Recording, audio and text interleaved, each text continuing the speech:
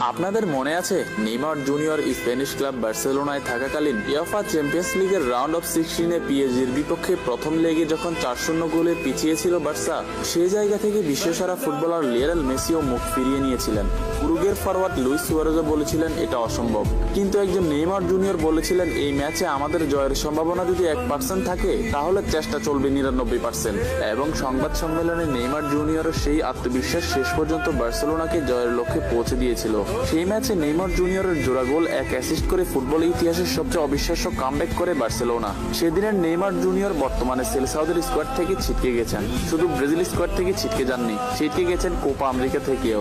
আসন্ন Copa America Neymar junior খেলবে না, কোপাতে নেইমার জুনিয়র অংশগ্রহণ করা অসম্ভব, এমনটাই দাবি করেছে ব্রাজিলের ডক্টর রদ্রিগো লাসমার। কিন্তু নেইমার জুনিয়র কোপা আমেরিকা খেলবেন, এমনটাই দাবি নেইমারের। রদ্রিগো লাসমার বলেছেন নিজের মন থেকে, এবং নেইমার জুনিয়র বলেছেন নিজের আত্মবিশ্বাস থেকে।